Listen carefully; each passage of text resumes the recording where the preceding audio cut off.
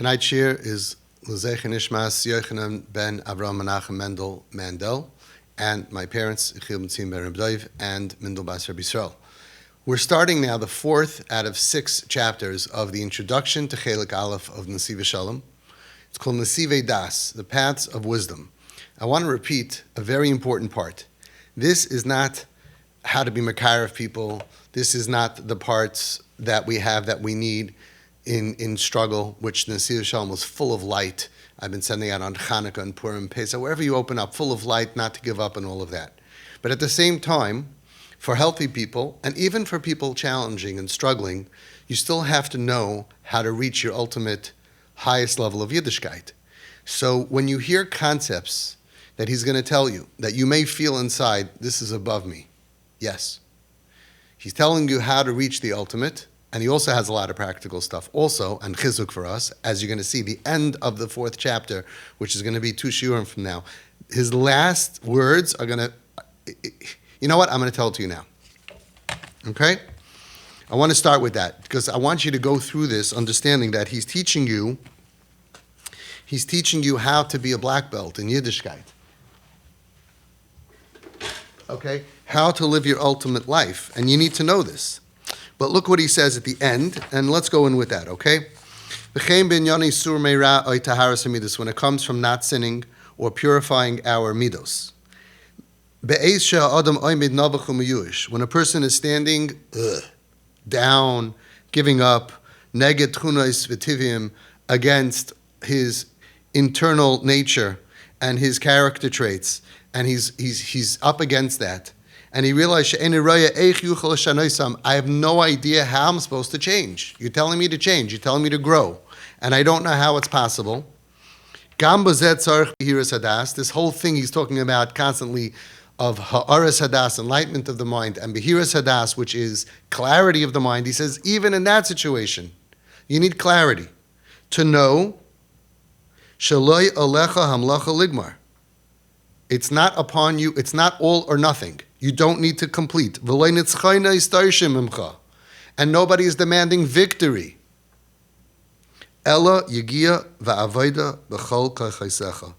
Except for trying, toiling, working with all of your might. Hashem knows how hard it is. Hashem judges us on our effort. So if you're going to become a black belt or not, it doesn't matter today. What matters is try. If you want to become a black belt, you sign up for karate, and they tell you how to be. You go from white to yellow to green. It's a journey. You may never reach black belt, or you may reach black belt in 10 years from now, or in 50 years from now. But you're here to work. So he's going to tell us things that unfortunately is not in the curriculum of being a Yid. They don't teach this to us in yeshiva, but it is the essence and the fabric, as he's going to say soon, of what it is to be a Jew. There's much more to being a Jew than just acting and behaving like a Yid, which of course, if you don't act and behave like a Yid, you're not going to get there. But even while we struggle with that, if we don't work on this, on the internal part, we're never going to get there. As the example that we said of soldiers that sign up to become Navy SEALs. And the commander is going to tell them, this is what you are. You are a Navy SEAL. You represent the most courageous, and you're going to fight, and you may lose. And then you're going to go learn how to behave like a Navy SEAL. And it's going to be challenging, and you're going to have your ups and downs.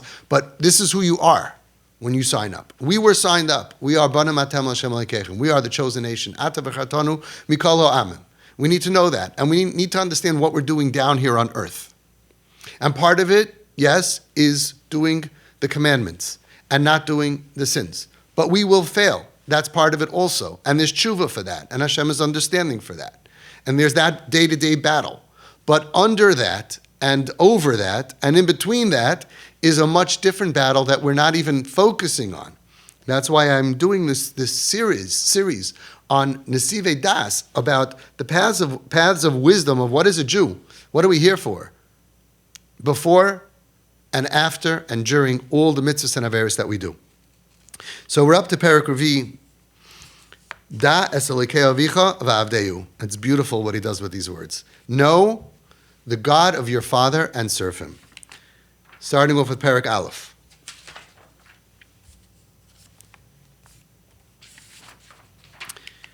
Behiras hadas ba'avodas Hashem, having clarity in avodas Hashem. And this is what he's focusing on, that in every situation we have to have clarity of what is being demanded of us and what we're supposed to do, and he's going to help us get there. And like I just said, there's even clarity when we want to give up. There's even clarity when we realize, oh my gosh, look what we're supposed to do as we're going to learn, and I don't see doing it. There's clarity for that also. A Jew has to be clear, and there's no reason for us to feel alone.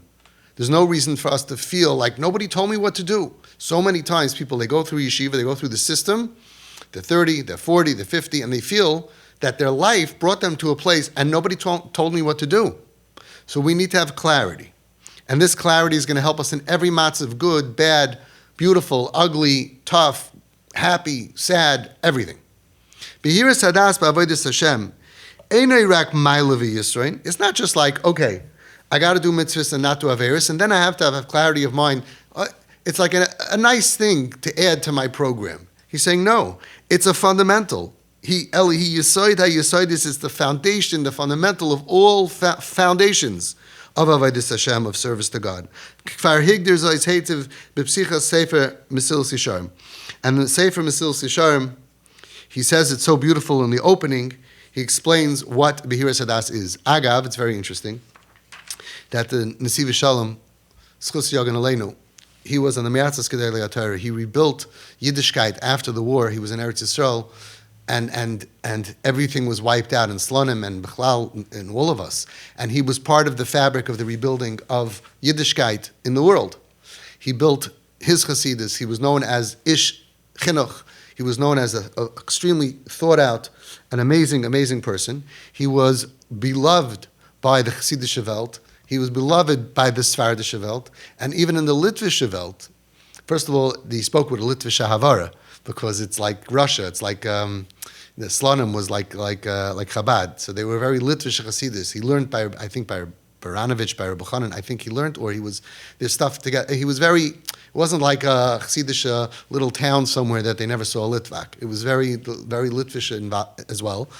And Reb Shach Zatzal, who was the leader of the ganze Litvish Welt, said on the Nesivas Shalom, Chassidish Rebbe, that he is the Mesilas Yesharim of our Dor. Amazing. He's the Mesilas Yesharim of all things. Mesilas Yesharim, the main works of the Musar movement, and he's the Mesilas Yesharim of our Dor. And he kept the Nesivas Shalom Sfarim was kept in his room. They say, I heard on his desk. It was a part of. It was accepted by him. So everybody loved him.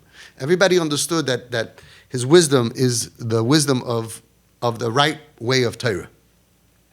So he brings down the Mesilas Yesharim, Yisoid HaChasidus. The foundation, fundamental of Chasidus doesn't mean curly payas, Chasidus. It means of being a chassid, of being extra, of serving Hashem with going the extra mile. And v'shoyish ha'avodah ha'tmima. And the root of true avodas Hashem, service to God, sheyizbar v'yisamas eitzel ha'adam, that it should be clear and with truth by each person, ma chayvasoi ba'olamoi. What is your duty in this world? Your duty. Not every person was created for the same goal. Of course, we all have to do mitzvahs. Of course, we all are not supposed to sin. But we all have different goals, different reasons that we were put down into this world. Again, something that if we learn Mesilas Yesharim, maybe we thought about, but a lot of people go through their lives, they don't even think about it. What am I doing here? What's my tafkid? Ulema, and to what? And what should be my focus and my goal in everything that I'm toiling throughout my entire life? So let's talk about money. Person knows my job is to make money to support my family and to not lose money. Right? There's like the mitzvahs and the averis. That's my job. But what is my field? What is my goal? Am I supposed to just be sweeping floors? Should I go into real estate? Should I go into nursing homes? Should I work for somebody? Should I be a manager? What is the makeup that of my inside that I can quest to become? You can't decide that I'm going to become a painter if you're not creative, if you don't have that skill. And he's going to teach you how to do it, how every person is going to look inside to realize in his avodas Hashem, what am I here for? Why did God create me? Of course, mitzvahs, averos, but why me? What am I supposed to give to this world? What am I supposed to give to Klal Yisrael? And it's very dangerous, as he's going to say later, if you get it wrong. So besides for making money and losing money, you have to know, am I into finances? Should I go into the stock market? And that depends on the midas that you were given by Hashem, the things that you like, if you're creative, if you're a numbers guy. If you're not a numbers guy and you become an accountant, yeah, you're going to work your whole life, but you're not going to be what you could have been. If you can't read a 600-page document, you can't be a lawyer. And if you're going to go to law school, then you missed the boat on using your skills to be the ultimate you. You're never going to make it. Of course, Hashem could do anything. But same thing with Avodas Hashem. Valzeh Omer David. This is what David says. David HaMelech says, the words that we opened with, the title of this chapter, Da es Elikei avicha v'avdeu. Know the God of your father and serve him. Hainu, sheroish v'reishis la'avodas Hashem, hi hakaras hadas. We said in the beginning, let's go back, and you have to chazah this over. This series is so important. It's the fundamental of being a Yid. We opened up in the first chapter and in the introduction of the first chapter to explain what does das mean. What does knowledge mean when it comes to Yiras Shamayim, when it comes to Avodas Hashem? In Yiddishkeit, what does it mean to have das? Zu hakaras habayri. It's the amount that I recognize God in my life. And a person, he said, can go and do like a robot. He could do mitzvahs, he's going to get rewarded. He cannot do averos, and he's gavaldik, he's a big tzaddik. But how much in my mind, if I did an fMRI, which is an MRI of the mind, they could show you things, or you could have thoughts and parts of it light up. How much of your brain is lit up in recognizing God in your life?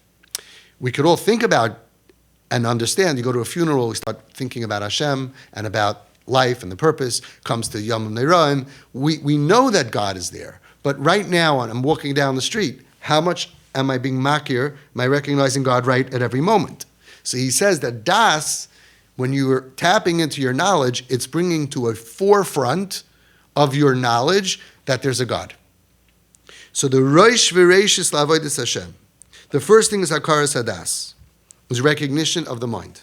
Like he said in the introduction, Ato Hireis Ladas, you were shown, Hareisa, you were enlightened in your mind, Ki Hashem Hu Elikim Enod Malvadai.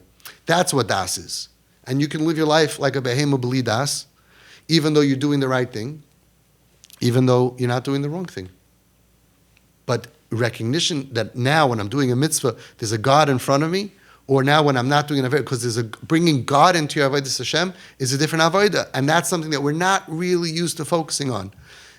And he's going to say that's the beginning, that's the root. Now it doesn't mean to put everything else on hold. We got to keep on doing mitzvahs and not doing averos and keep on doing everything, but we got to work on this internally, inside and in our mind, that we should reach the ultimate, right? Where we're constantly in tune and connected to the fact that there's a God that we're connected to. Every person according to his level. In other words, he's agreeing that you can't jump into this. You can't become a black belt today in Hakaras Habayri. Everyone according to their level. According to the amount that your mind and your heart are ready to comprehend, ulahaskil, and to know, ulahargish, and to feel, esel elikei avicha. We cannot feel God's presence like the biggest tzaddik does today. We'll go crazy. I'll give you an example. Everybody knows that there's something called Kabbalah, and that behind this whole world, there's the map of the world and all the spheres and everything. And everybody knows that you're not supposed to learn Zohar HaKadosh until you're 40. Why? Because the mind is not ready to be able to be settled and stable and accept that information. You can go Meshuggah. So you could be the best bacher in Brisk, the best top bacher in Satmar. You could be the smartest, most brilliant, Shas Baal Peh. If you're not mature at that level and you start learning about the spheres and about the stuff that you're not supposed to learn, how the world was made and how it's created, and that a leaf has really 5 sides and it's connected to 5 Shem Havaya, Shem Elikim is 5 letters, and all of that stuff, that's for a higher level. You'll go crazy. So he's saying also, you can't jump into this and, oh my gosh, there's God. God is everywhere. It's true he's everywhere. But he's saying that you got to build up towards that so you don't go crazy, okay? Because if we got a revelation that is too great for us, we wouldn't be able to handle it. What's the proof? That really, God is everywhere. And Hashem realized that we're not going to have any bechira. We're not going to have freedom of choice if we see him and we recognize the truth, the emes, that he's everywhere and he's everything. And why am I wasting my time with anything if I could be doing a mitzvah to get close to him and I can cash in schar forever? The truth, it's too much.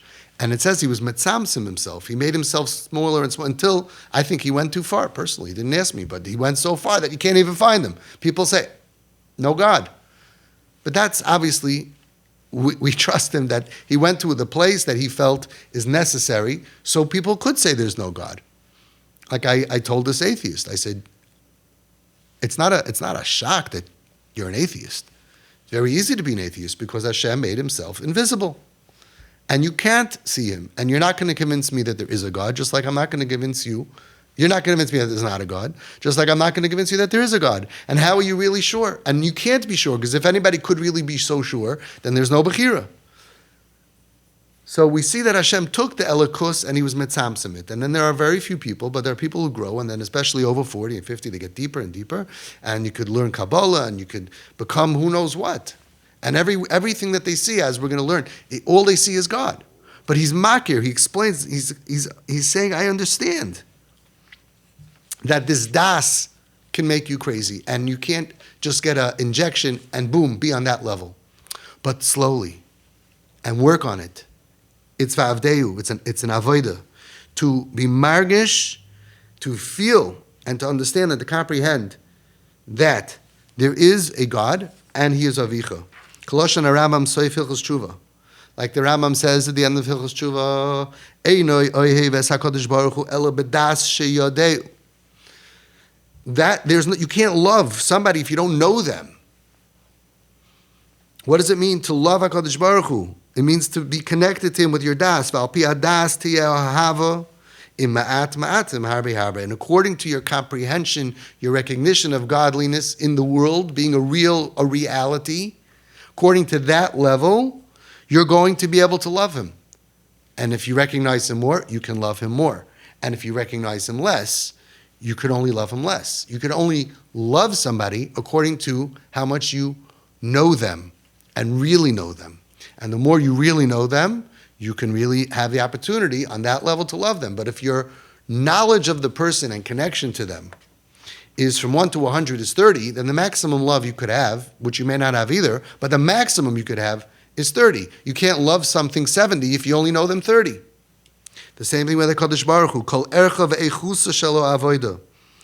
The value and the depth of your service, of all of your service to Hashem, Torah mitzvahs masim tovim, tluyim b'midas behiras datoi.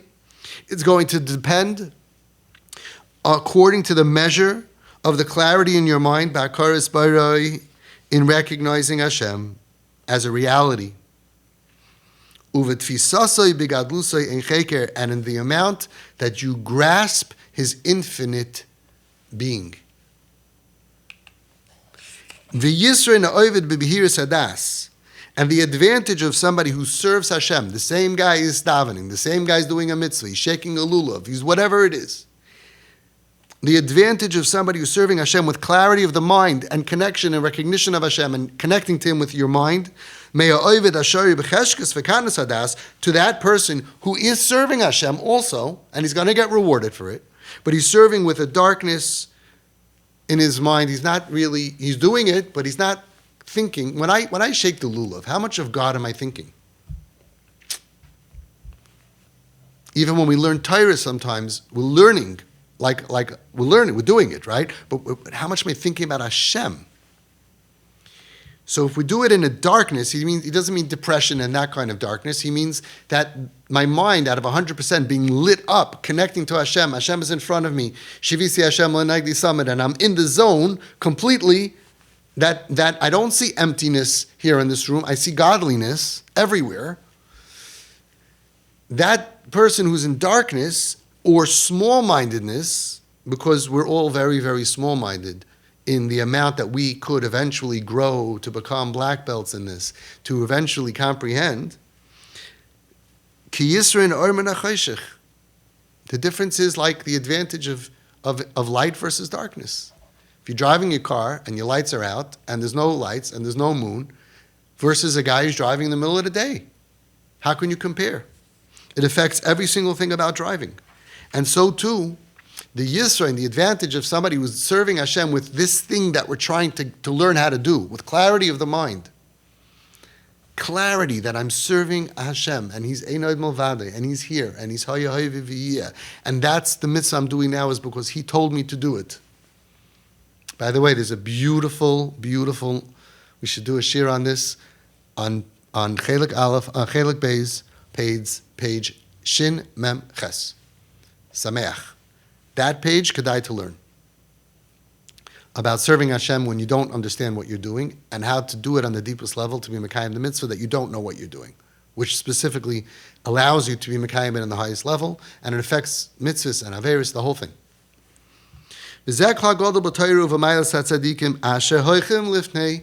Hashem. Good song. That is the Klal Gadol, the general rule when it comes to Torah, and of the milas of the holy ones of the tzaddikim that go before Hashem. That is the Klal Gadol. That they have Behiras Hadas, they have enlightenment of the mind, a constant recognition of Hashem. So let's just take a break for a second and understand that this is something we can do.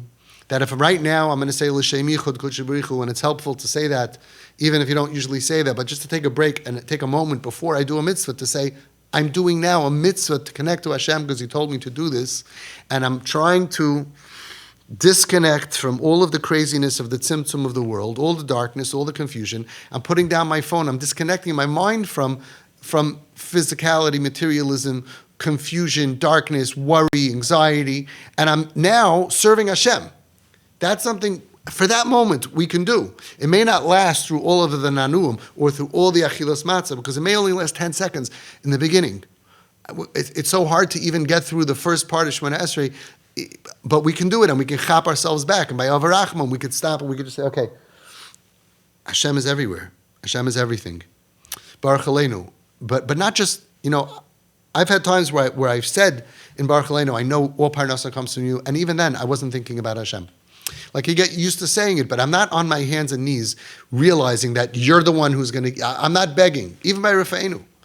Sometimes we ask Hashem, please send the Refu Shalema, but we're lacking in the recognition of God even while we're praying to God. So He's trying to light us up.